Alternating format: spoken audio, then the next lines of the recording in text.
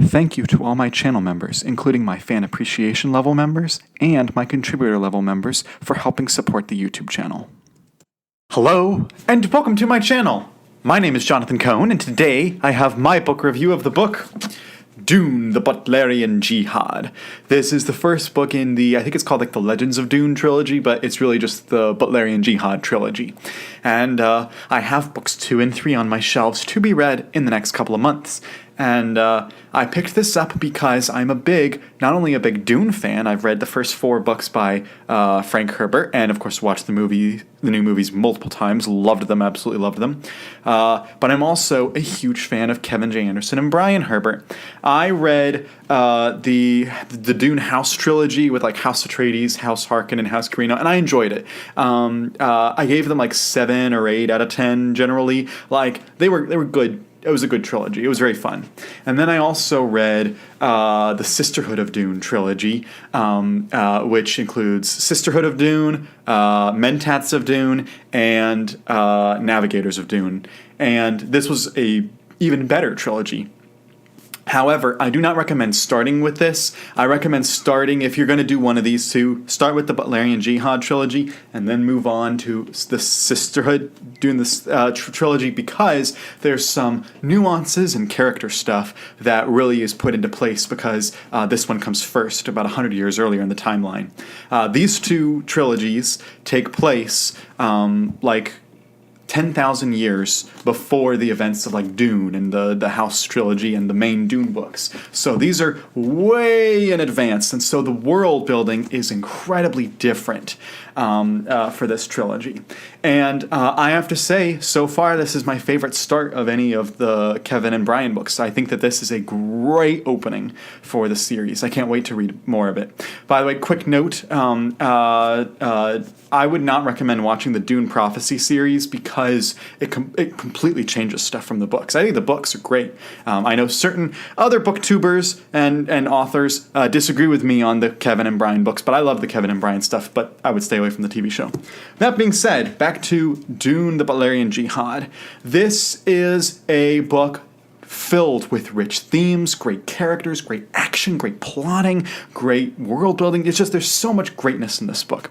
There are a few areas where it falls flat, particularly in its dialogue writing and in a few of the characters. But generally, it is a very dynamic book with a lot of deep themes. The whole book is about how the machines have risen up, and the machines have kind of taken over entire systems, entire planets, and have formed this under the leadership of Omnius, the Evermind. And Omnius is an AI basically that can control other AIs and stuff, and it's kind of branching out across the galaxy. And then there's these things called Cymex, which are basically these kind of humans that are basically no longer humans. They've taken their brains, and their brains are now machines, basically, and so they're barely human, not even human anymore, really. They're more machine than man. Aha, if you know that reference. Anyway, the Cymex are helping Omnius, the Evermind, launch a war against the humans, and because they want to enslave the humans or eradicate them. But at the moment, it's just enslaving them because they still think the humans could be helpful to them. But it's so that the AI can rule as the Evermind.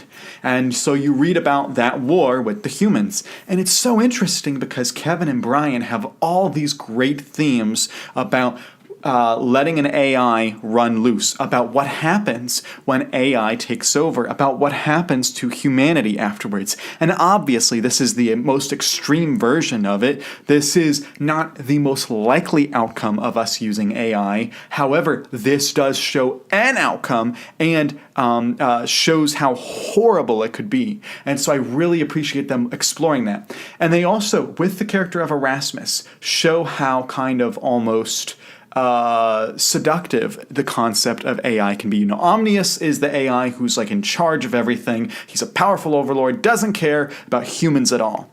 But Erasmus is the AI robot that does care about humans and is interested in humans, not because he like loves humans or anything, but because he's fascinated by them and he wants to learn about them and he wants to learn about their music and their art and their culture and wants to understand humanity better so that he can beat humanity.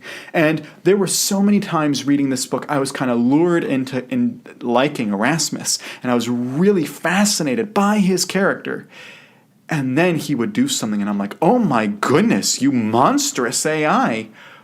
But then I'd be like, but he's still really interesting. And so I thought that they still had this very one-sided anti-AI stance in this book, but it has some interesting nuance that I did not expect them to have, which I thought was really well done here.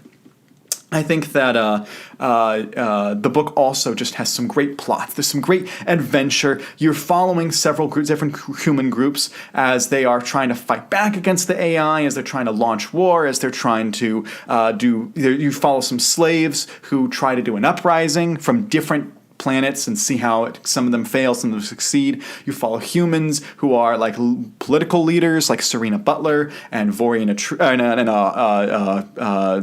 Harkonnen, and you see them with their political stuff. You also see Vorian Atreides, who is the son of one of the Cymex, and he is so fascinating in this book. I was very surprised at the depth that he had. He had the fullest character journey, the fullest character development and intrigue that I thought was really good for his character. He went on quite the journey in this book. Serena Butler, for whom the Butlerian Jihad is named after, goes through the ringer in this book, and man, you feel for her character and for everybody else. So I thought that, from a character perspective, some of the characters were flat, but when the characters were dynamic and interesting, oh my goodness, you really feel for them, which is, I think, a good mark of good writing.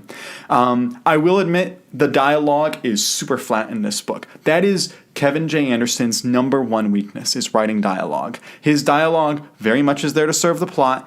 It matches the character, but it just seems very flat. That's the way I would describe it, is it's flat dialogue. It does not seem dynamic in the way it's written. The characters are dynamic, but the dialogue is often flat. And so that is one criticism I have of the book. Another criticism I have of the book is that there is a plot line on Arrakis with the character of Selim. And that plot line just felt so tacked on. It's felt so, hey, this is a Dune book. Remember, we need sandworms and we need someone writing sandworms. So we're going to have Selim as a major character. And so he took up, a decent amount of the book. I wouldn't say it's like a huge amount, but if you put all of his scenes together, it's probably between 50 and 100 pages, and really, it just didn't seem necessary in this book. His character, yes, he went on a journey, but it wasn't necessary. It did not connect to the rest of the book. I think that Kevin and Brian are setting stuff up for books 2 and 3, from what I can tell. But I don't think they needed to include that story in this one at all. Just just introduce it in a later book.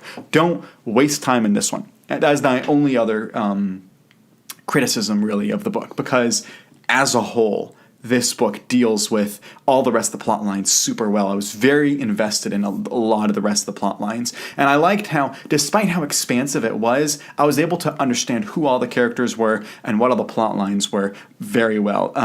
I think that they did a good job with that in this book, which sometimes they don't do the best with that, but in this one, I think they did a great job with it. So if you're looking for epic sci-fi, some political stuff, some deep themes about AI, it's not as philosophical as Frank Herbert's books by any stretch of the mind, but it still deals with deep themes that his books deal with. So I do appreciate that about it. So there's great adventure, great character, great action, great plot, just not as great dialogue. But I really enjoyed this book. I am super invested, super stoked. I'm going to give it an 8.5 out of 10. Really recommend it, especially if you liked the movies, if you like, reading the books. If you felt that Dune Messiah and Children of Dune were ponderous, if you felt like they didn't deliver on the promise of the series, if you felt like, man, you wanted more action and stuff happening, the Kevin and Brian books. Totally recommend them. So that is my thoughts on Dune The Butlerian Jihad, the first book in the Legends trilogy. I'll read book 2 sometime either in end of February, beginning of March, and I'll read book 3 end of March, early April, depending on when I get to it. But I will for sure read them, and I am just loving reading these books. I love the Dune universe. So if you've read Dune The Butlerian Jihad, let me know your thoughts in the comments section down below. Please subscribe to the channel. If you are a fan of the channel and you have the ability, please consider becoming a channel member. And until next time, I'm Jonathan, and thank you for watching.